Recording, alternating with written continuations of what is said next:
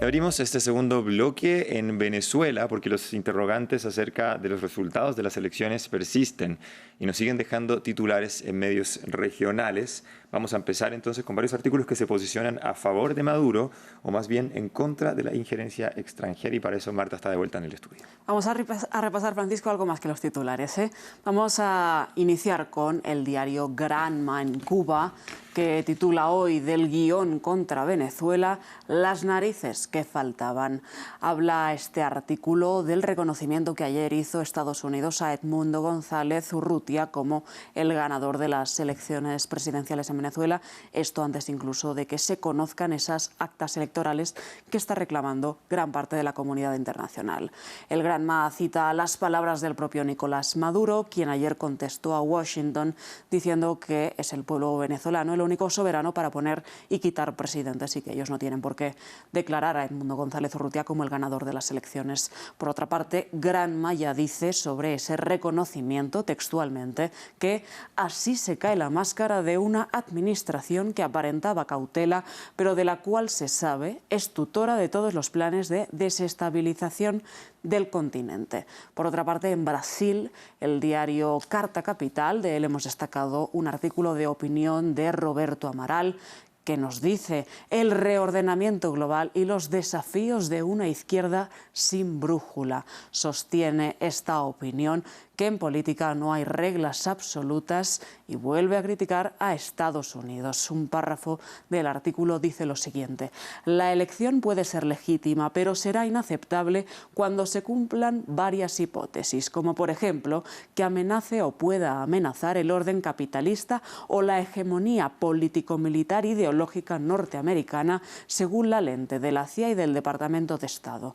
No habla este artículo de opinión únicamente de las elecciones en Venezuela, pero que sí tiene al país caribeño como telón de fondo, sobre todo en referencia a las sanciones. Otro pequeño extracto del artículo dice lo siguiente: el mundo que el neoliberalismo construye es este, y desde Venezuela puede llegar a nosotros cuando los embargos se vuelvan insuficientes para mantener la primacía de los intereses del imperio sobre los intereses nacionales.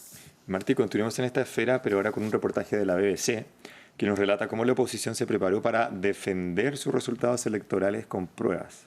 Sí, Francisco, ya habla de 90.000 testigos la BBC y 30.000 mesas, o sea, 90.000 testigos en 30.000 mesas electorales en todo el país. Esos son los elementos que la cadena británica dice que hacen valer el testimonio de la oposición cuando dice que Maduro ha perdido las elecciones. María Corina Machado salió en la propia jornada electoral a decir que esa oposición podía demostrar fehacientemente pues su victoria, ¿no?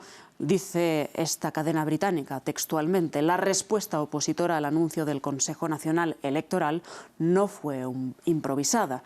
Habla de una oposición que ha corregido errores del pasado y textualmente afirma también la cadena británica: la forma en la que se publicaron las actas es un esfuerzo conjunto de programadores, testigos y expertos.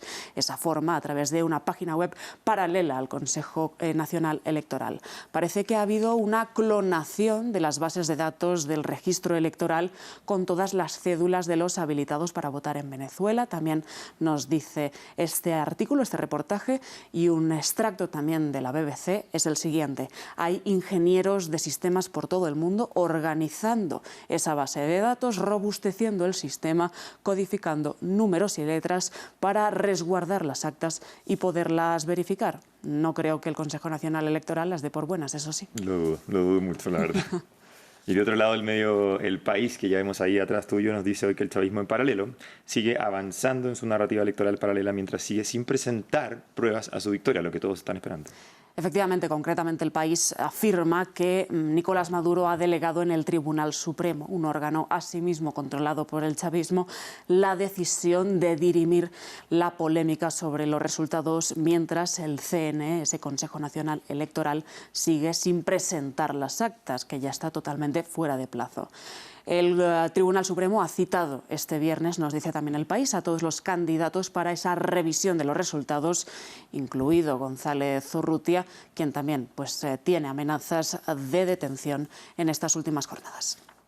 Martí, para cerrar este bloque, repasemos rápidamente qué dice la carta de la opositora, María Corina Machado, publicada ayer en el medio estadounidense The Wall Street Journal. Una opinión, una carta que titula "Sí puedo probar que Maduro fue derrotado".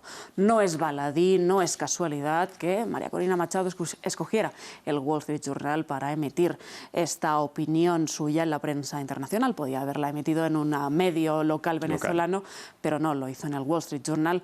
Así, por resumir mucho lo que dijo María Corina Machado, fue primero, y quizá lo más importante, es que en estos momentos se encuentra en la clandestinidad porque teme por su libertad y por su vida.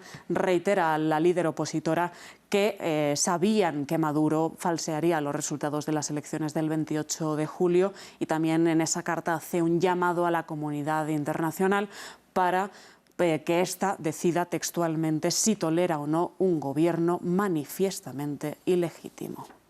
Una carta interesante entonces que les invitamos a leer, por supuesto, porque claramente tiene que tener mucho contenido respecto de lo que está pasando en Venezuela. Bien, vamos a Medio Oriente porque la guerra en Gaza continúa al margen de las noticias gruesas alrededor de la franja y hoy la cadena Al Jazeera denuncia que Israel utilizó razones infundadas para matar a uno de sus periodistas. La cadena catarí, Francisco, rechaza las acusaciones del gobierno de Netanyahu, quien dijo que el periodista de la cadena Ismail Al-Goul era militante de Hamás y que por eso fue asesinado el pasado miércoles. Dice Al Jazeera que estas acusaciones se hicieron sin pruebas y tilda este asesinato de asesinato deliberado, no solo contra Al-Goul, sino también el asesinato de su compañero camarógrafo Rami Al-Rifi, asesinados en un ataque aéreo el miércoles en Shati, al norte de la Franja de Gaza, pues en un ataque dirigido a su vehículo. Wow. Interesante ese reportaje. Y los medios internacionales y los periodistas occidentales no han mostrado mucha solidaridad. Te iba a preguntar justamente eso. O sea, no hay mucha información en los medios occidentales respecto de esto que pues no titula mucho, Al Jazeera. Y acerca del asesinato del líder de Hamás, Ismail Haniyeh, hoy también nos llegan titulares desde Irán y también desde Turquía. Vamos a empezar en Irán con una nota en exclusiva que nos trae hoy el medio Iran Wire, que titula que el ayatolá Jamenei todavía no ha dado la orden de atacar a Israel. Esto en represalia por el asesinato de Ismail Haniyeh, que se dio en Teherán, en la capital iraní, y que parece que fue con una bomba instalada en la residencia donde se iba a quedar el líder de Hamás. Esto lo he leído esta mañana en el New York Times. Nos dice el Iran Wire que el ayatolá habla de que habrá venganza, pero todavía, nos dice este medio, no se ha determinado el objetivo. Y desde Turquía también nos llegan informaciones, y esto nos lo da un medio indio, el Organizer, que nos dice que Ankara ha prohibido la aplicación de Instagram después de que la plataforma bloqueara la publicación de condolencias de un funcionario turco del gobierno por el líder de Hamás. No se ha especificado ni el motivo exacto ni la duración de la prohibición, pero los turcos no pueden acceder en estos momentos a Instagram ni a través de sus teléfonos ni a través de la web. Y cerremos brevemente con el último tema, con un análisis que se pregunta si los asesinatos de los altos mandos del eje de la resistencia son o no una buena noticia para Netanyahu. Interesante preguntarse esto. Muy interesante, Francisco, y hay pues diferentes opiniones, ¿no? Nos dice este análisis de Al Jazeera que internamente, dentro de la propia coalición del gobierno israelí, puede que esto sea una buena noticia para Netanyahu, mientras puede recuperar algo de apoyo interno y en paralelo lucha por su supervivencia política. Pero a la larga puede ser una mala noticia para el premier israelí, sobre todo en cuanto a esa liberación de los rehenes, porque los cautivos llevan más de 300 días en manos de Hamás y pues estos asesinatos pueden ralentizar su vuelta a casa y ese acuerdo que facilite también un alto el fuego. Un repaso completo entonces este viernes y también toda la semana en revista de prensa. Gracias, Marta, por esta información. Gracias, Francisco.